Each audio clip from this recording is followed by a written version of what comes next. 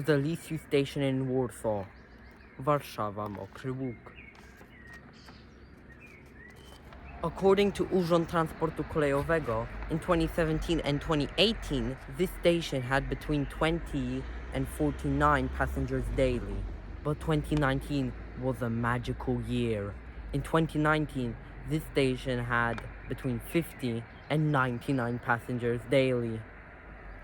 This is an incredible moment. The daily passenger numbers stayed the same, except in 2020, for obvious reasons. This station is far away from literally everything. There are 20 houses within walking distance. Whether the people living in the houses want to use this station is another question. This place looks like a village. There is only one train line that stops here. The R6. The R6 train line varies a lot. Here are some examples. Ożarów Mazowiecki to Pasieki, Żyradów to Tłuszcz, Skierniewice to Wołomin Słoneczna, and Błonie to Zielonka. What connects all these different routes is that they all go through this railway line, the 449. What's weird is that this train station used to have trains to Piaseczno, Góra Kalwaria, and Radom. This railway line is the 449. It isn't too special.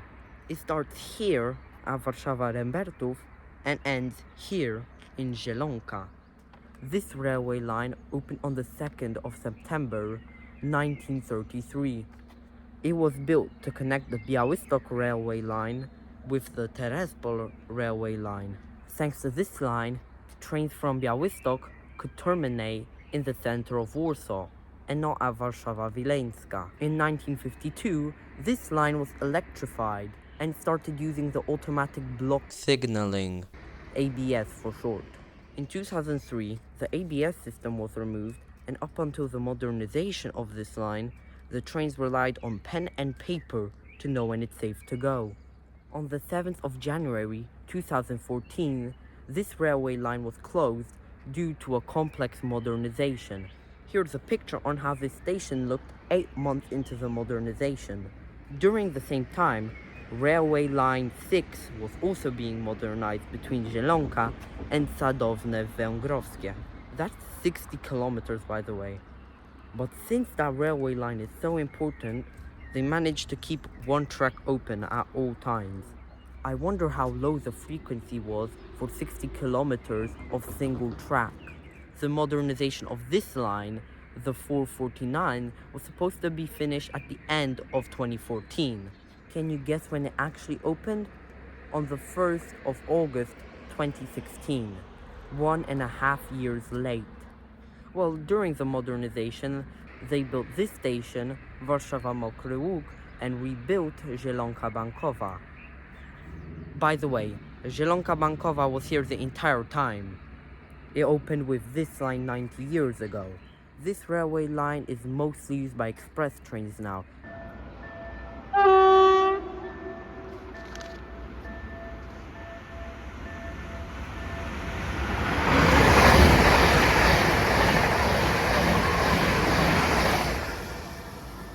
Connecting the east of Poland with the west of Poland. This connector between line 6 and line 2 is quite long. So, they're planning to make a much shorter connector here, not far away from Warszawa Wschodnia, Warsaw East. The name of this station comes from the street Mokry Ług. It's right over there. The street starts here at the east side of the level crossing and ends in a dead end right next to the unnecessary bus loop Patuszków. In my life, I have never seen anyone use this bus stop. What they should have done is extend the bus line to Zielonka. What's crazy is that Warszawa Ursus Północny, with a daily passenger number between 300 and 499, didn't deserve a modernization, but this station did? I think that's enough talking about this station. Now let's rank it using 8 categories. Number 1, public transport. This train station is next to the PKP Mokry Ług bus loop. You can see this bus loop in all train stations in Warsaw in the fastest time, 1 and 2. This bus loop existed here before this train station existed. It used to be called Mokry Ług. There are 4 bus lines that stop here. Line 153 from Patuszków to Rembertów Kolonia.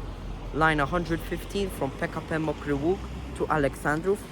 The periodic line 225 from PKP Mokry Ług to Gocław, and the night line N24 from PKP Mokry Ług to Dworzec Centralny. We will not count periodic buses or night buses because periodic buses only run during peak and night buses run during the night with a very low frequency. The 153 bus runs 4 times an hour and the 115 bus runs 2 times an hour. In total that's 6 buses per hour, so 6 points. Number 2. Number of departures. Counting the trains that stop here is pretty hard. You can't just count all the trains here because some trains run on the weekdays and some on the weekends. Weekday trains don't run on the 15th of August, but weekend trains do, even though it's a Thursday. It's not easy to read like the SKM timetables, but this timetable has way more information. I'm counting weekday departures and it's 26. 13 departures on platform 2 in direction of Warsaw and 13 departures on platform 1 in direction of Tłuszcz. Number 3. Passenger information. As I showed in the last category, there are up-to-date timetables. So 1 point already. There are speakers here. They aren't the best, but they count. So another point for voice announcements. There are no SDIP displays here. SDIP is short for Dynamic Passenger Information System. The only thing that can inform us of delays is the speakers. 0 points for no platform displays and another 0 point for no interactive displays. Come on, Warszawa Mokry Ług. Even Zegrze Południowe, a station in a village with less than 500 people, has an interactive display. Is that too much to ask for? In this category, 2 points. Number 4. Shelter. This shelter is pretty basic. This is classified as a partial shelter place. There's only 1 per platform and they're 50 meters long. There are a lot of benches here, presumably made for the builders of this station, because no one ever used these benches. The roof of the shelter is really high up, so I doubt it actually protects from wind or rain. For the shelter, that's 2 points. At least it's not a bus shelter like in Zegrze Południowe. Number 5. Safety and availability. The platforms are pretty safe. Unfortunately, the only way to get to the platforms is through a level crossing. The level crossing is secured with boom barriers, so there is no viaduct or tunnel like in Wołomin Słoneczna. It might not be comfortable going through the level crossing because of the narrow sidewalk. These wheelchair ramps don't look too steep, so I would say this station is wheelchair accessible. 1 point. The platforms have tactile pavings for the blind or partially blind. Another 1 point. In total, that's 3 points. Number 6. Station building. Non-existent. 0 points. Makes sense, because the station was built in the middle of nowhere. The planners knew that no one would want or need a station building. Not every train station deserves a station building. This is one of those stations. 0 points. Number 7. Tickets. There is no ticket office because there is no station building. That's obvious by now. But there aren't any ticket machines here. Let me check. Yup, nothing.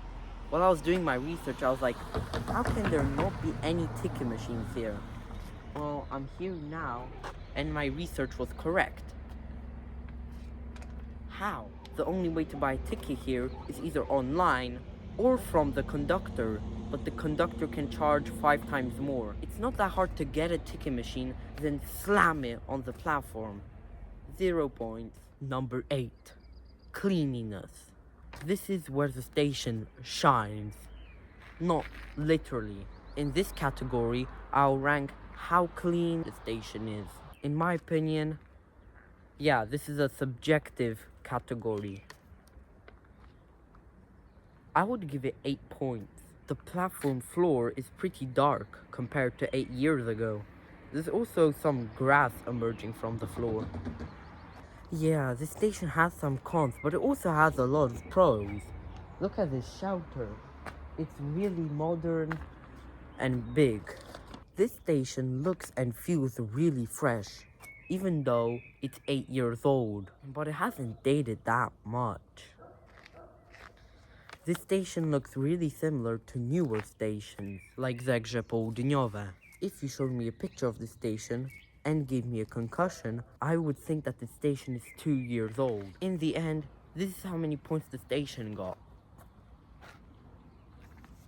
21.